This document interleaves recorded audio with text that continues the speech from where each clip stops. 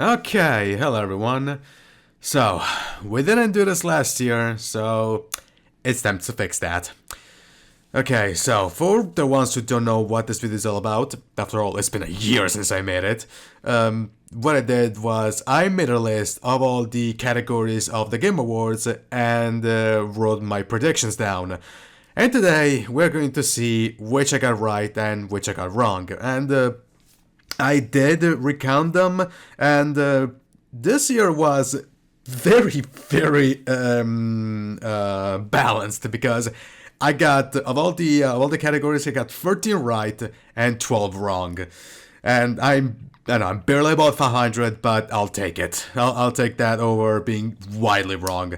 In fact, tiny spoiler, I know, but I'd like to thank Meta for winning Best Narrative because thanks to that, I was able to finish. I was able to finish with a positive record, despite getting both Game Direction and Game of the Year wrong. But of course, we're gonna talk about that when we get there.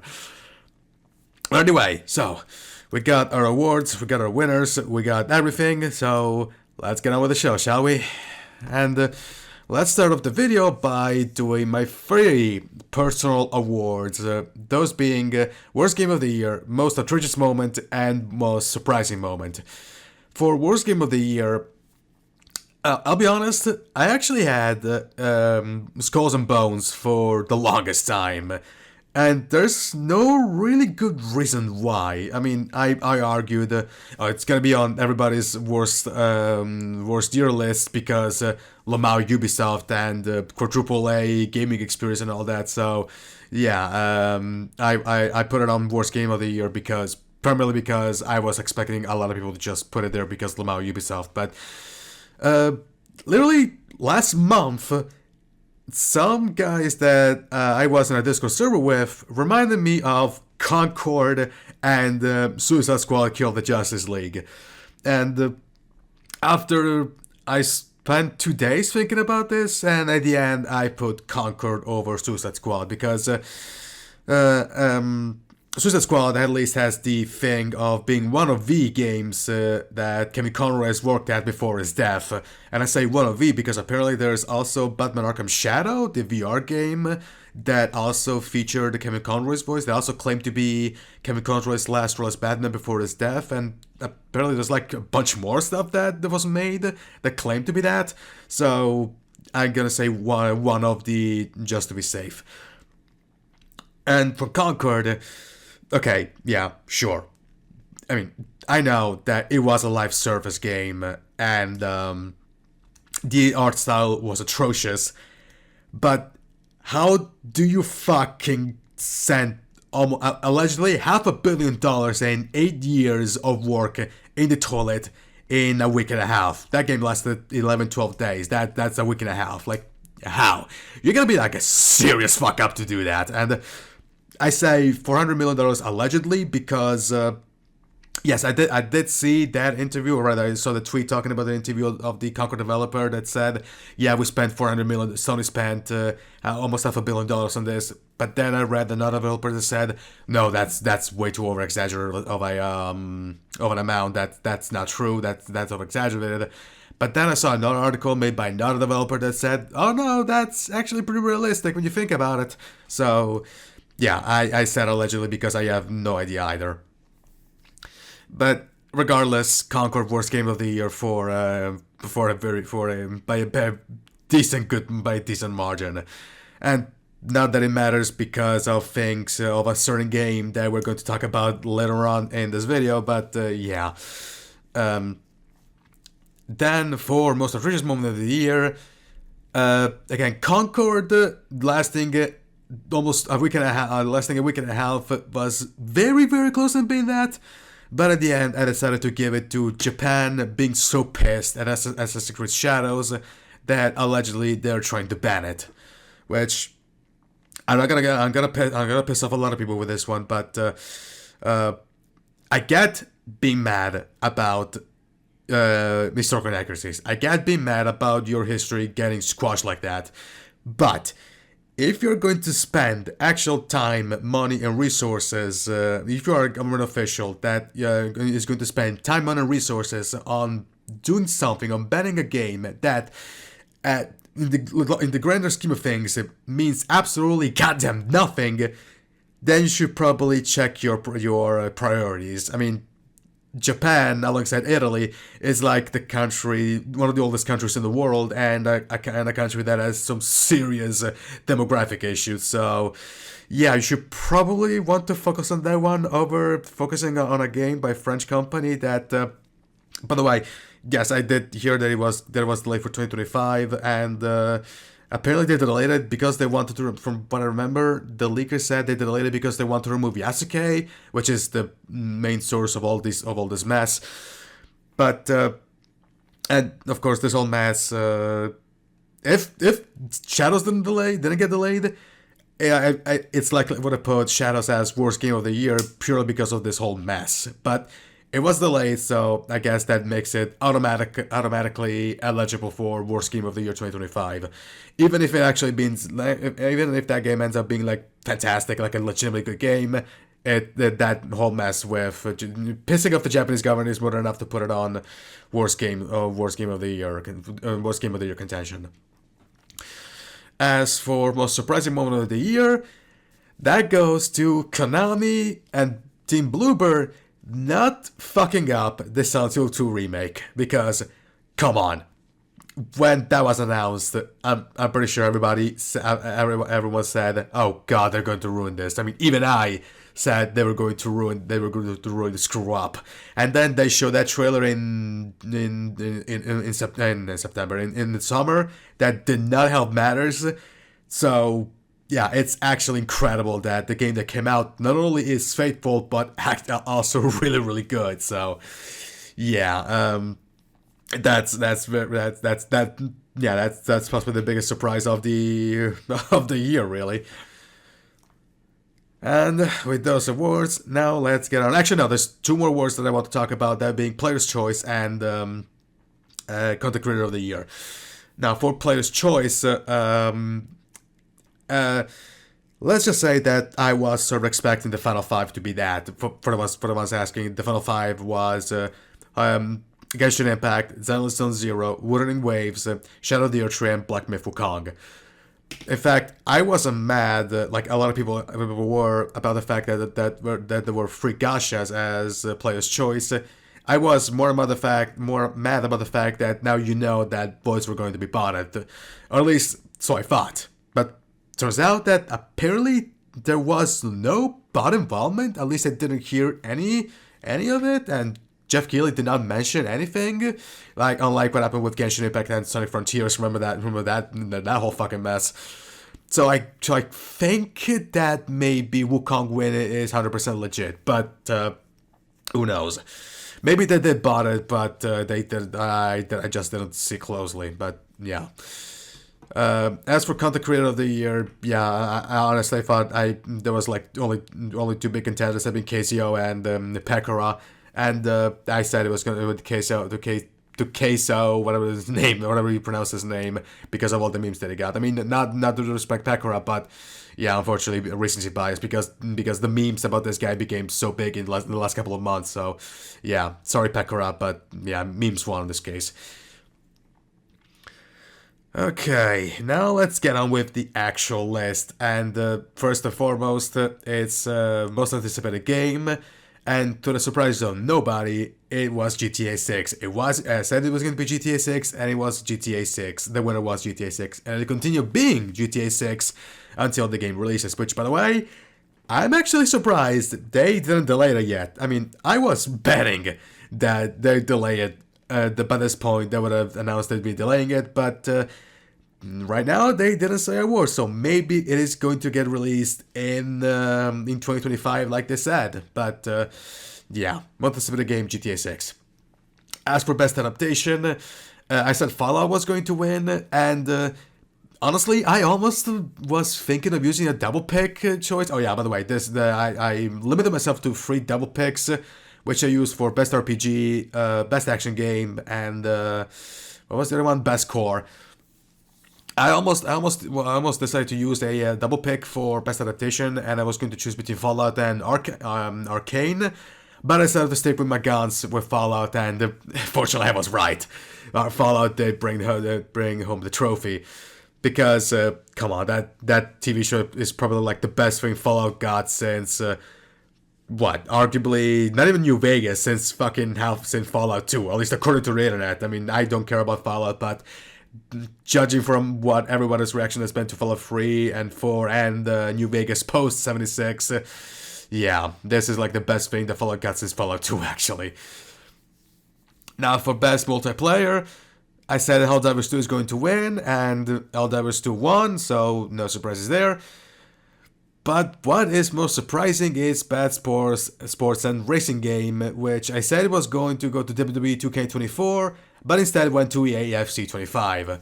Now, in my notes, in my list I said EA CF 25, that means College Football 25 is snubbed, which, it was not. I mean, I saw how people were happy about the game, how praised it was, so it was actually super surprising to not see nominated, because that would have been an easy win, but it wasn't. So I just went and just picked the pick that seemed the most obvious. Also, now that I think about it, of all the games that were on that list, EA FC 25 is the one that got, as far as I know, the least amount of complaints. I don't know, but Madden, yeah, of course, people said it was a bad game. I don't know about Top Spin and NBA 2K and F1 24. I know well too well that the game at launch was a complete utter disaster. So, yeah, basically the game that got the last shit one. And for next award, we got Best Sim Strategy Game. I said it was going to go Unicorn Overlord, but it went to Frostpunk 2. So, yeah. We got 2 wrong right away. 3 right and 2 wrong. Then for Best Family, I said it was going to Astrobot, and I got the one right. And, oh boy, get ready to hear Astrobot's name a lot in this video, because, yeah, the amount of shit that game won is just mind-boggling. For Best Fighting Game, which was the first award of the show that the first award they gave, and I said it was going to Tekken 8, and it did win. Tekken 8 did win the award. But to be fair, I've been saying that ever since the game came out, that they were going to win. So, yeah, not surprising there. What is actually surprising is Best RPG. Oh god, it's been what, almost 24 hours? No, actually, it's been 21 hours. Basically, it's been almost a day. And I still cannot believe that Metaphor actually won. I chose a double pick for this one, and I said it was either going to go to Shadow of the Earth 3 or Final Fantasy Rebirth, but neither of them won because Metaphor won. And, okay, I don't doubt that game is good, judging from all people's reactions, but I have no clue how the hell did Atlas manage to beat Final Fantasy VII, the most popular Final Fantasy game of the bunch, and fucking From Software? Like, that you guys should just, if you ever decide to release a re-release of Metaphor, because this is Atlas, so you know they're gonna make a new re-release of Metaphor, you should write a tagline: "We beat Square and From." They won't, but come on, that would be awesome. And then for Best Action Adventure, I said it was going to go to Silent Hill 2 remake, but it went to Astrobot, and that's the second award Astrobot got. And actually, what was the? Hold on a second. What were the nominees for that one? No, that's Family. I'm not gonna count any of this, by the way. Shit, where is it? I think this is the one. Yeah, okay. I said it's going to go to Silent Hill 2 remake, but it went to Astrobot. And 20% fair. I mean, I guess all of them could have been. Like the other nominees were Prince of Persia: Lost Crown, Star Wars Outlaws, and Legend of Zelda: Echoes of Wisdom. And honestly, I would have picked the Prince of Persia: The Lost Crown if this wasn't nominated, but yeah, it was on at this point. I'm realizing that this was a really big crapshoot. So any of them could have been a good one. So yeah, I unfortunately got the wrong pick.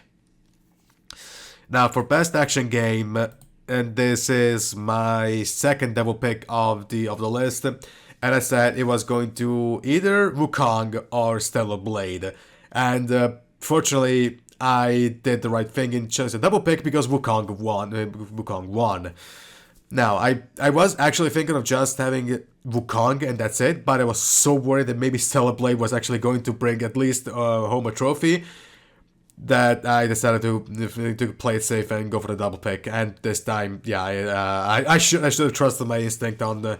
I should have trusted my instinct and just go for Wukong, which effectively means that. Let me check. Yeah, Stellar Blade did not win a single fucking thing.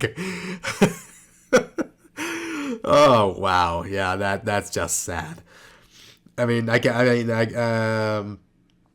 guess they just showed that journalists, that because Wukong and Stellar Blade had the roughly the same type of controversy, being Wukong was accused of not being diverse enough with the $9 million offered to developers that were refused, and Stellar Blade because he looked too ideal of a figure to be realistic, so people were mad about that. Basically, this is sort of the same type of controversy, but I guess they said Monkey Boy is more tolerable than Robo Korean Chick. So yeah, still Stellar Blade not winning thing is actually kind of sad, but yeah. Now for best VR AR game, I mentioned this before. I said it was going to go to Batman Arkham Knight, and unsurprisingly, it went to Batman Arkham Knight. Now for best mobile game, best debut indie game, and best indie game, all three of them went to Balatro. However, I only got best debut indie right, because for best mobile game, I said ZZ for obvious reasons. As for best indie game, I said Neva, which I know that when I actually showed this list to a Discord server, one did say, sure, make sure the indie nominated for Game of the Year is not gonna win Best Indie Game, which, yeah, my fault on that one. I should have listened, but yeah, I should have changed the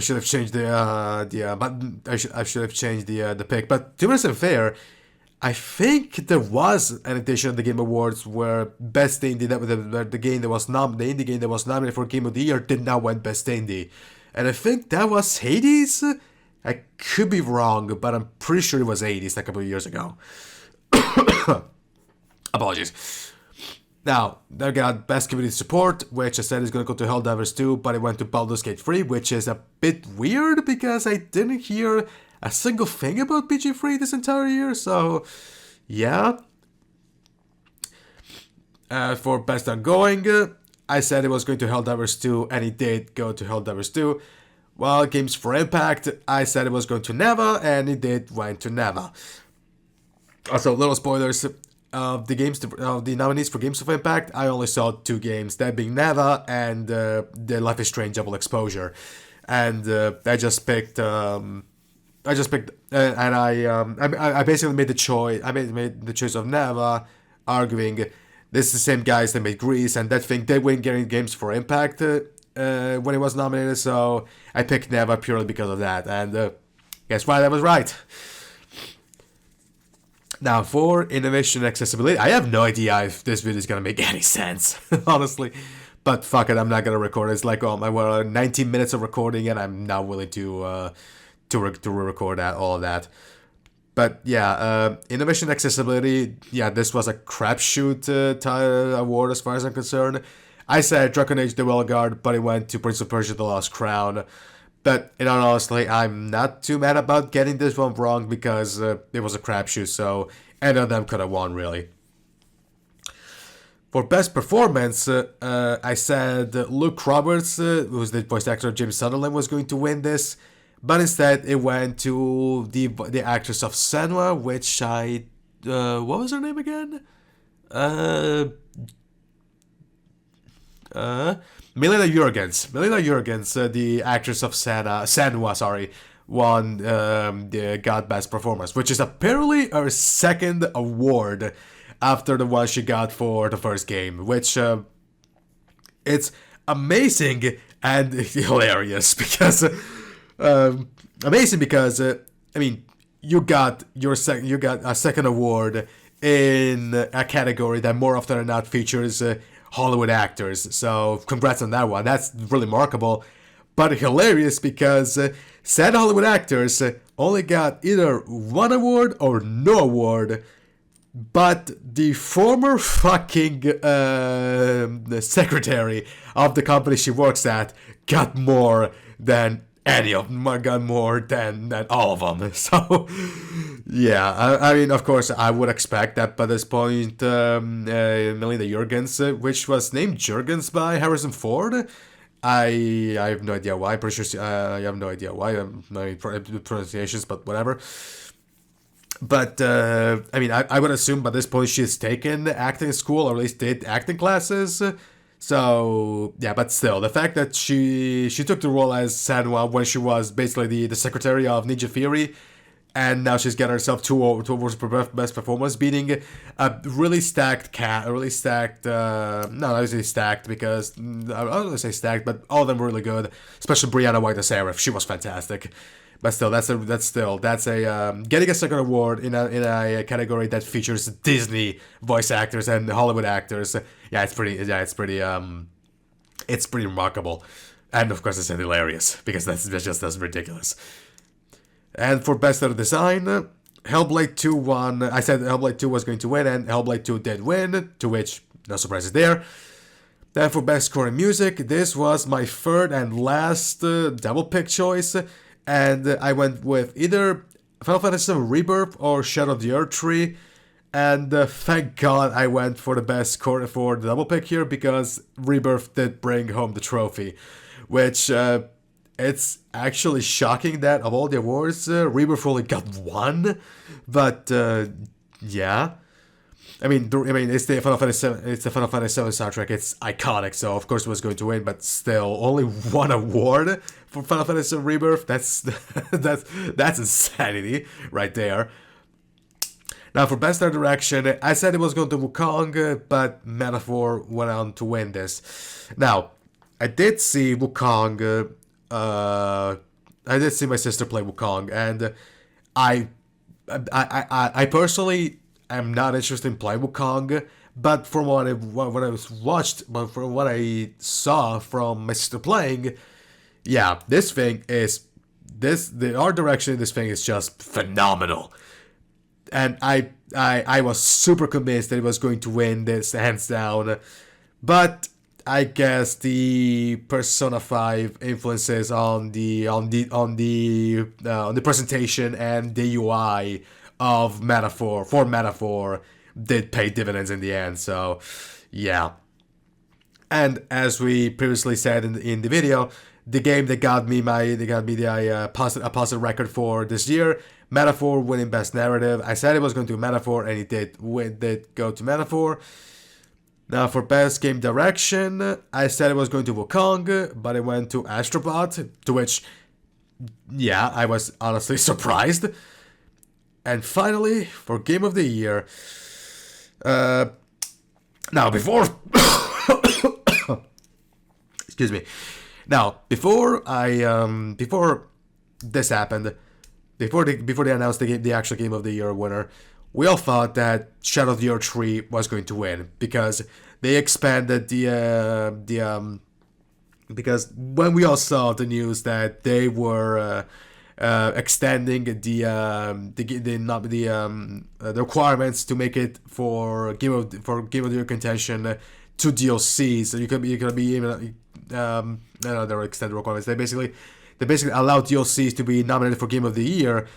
We all thought that's because Elden Ring's Shadow of the Tree is going to win. And also speaking of, shout out to Stadler and Waldorf. Like, those guys were the fucking MVPs of the show. Like, They were basically the surrogate of the internet and all the critics that the internet did to the Game Award to the Game Awards organization. Like for example, the giving no time to the developers and giving too much time to celebrities and trailers. Of course, the please wrap it up thing, which is which is actually. Oh shit! I'm still cracking thinking about it.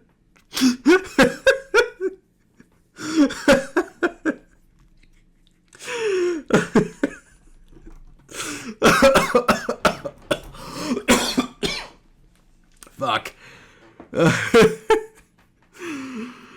The fucking please wrap it up thing just killed me.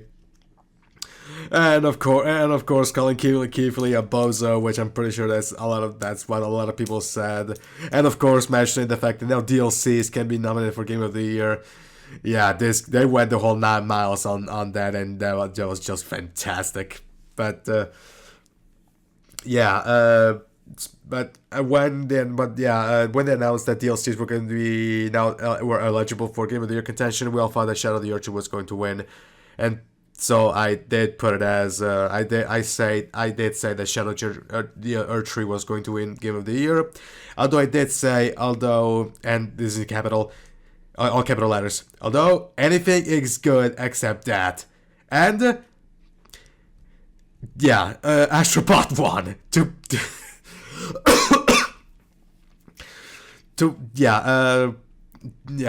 just like what happened last year, I didn't really care who won Game of the Year as long as it wasn't a From game. Last year was AC's Armor Core 6, which wasn't even nominated, and this year it was Shadow Archery being beaten by Astrobot, which number one, that effectively breaks From's clean sheet record, clean record, because then they got a loss. Because Sekiro and Elden Ring were nominated for Game of the Year and they both won. But also, it effectively means that Astrobot winning Game of the Year effectively, I want to say cancels out, but softens the blow of a lot of the fails that Sony did this year. Between the PS5 Pro, that a lot of people said it was useless, the claim that they had no IPs, the firings, what is it again? The firings.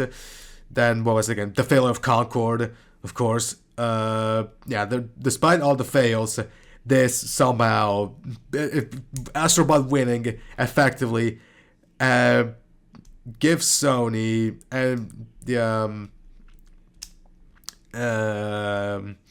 ends the year for Sony on a very, very high note, and also ends the 30th anniversary of wraps up the 30th anniversary of PlayStation with a high note. So yeah.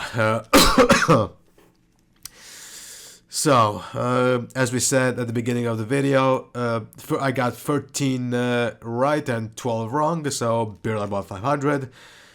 And as I said, I am generally shocked by just how many awards Astrobot won, which is ironic. Because for its purposes, this is made by the developers that Sony. They were made by the game was made by effectively the survivors of Sony's mass firings, and still made a game all about Sony's history, which it's the cruel twist of irony, I know. But yeah, Astrobot wins Game of the Year again and beats Shadow the Archery, so there's that. And with that, see you next time.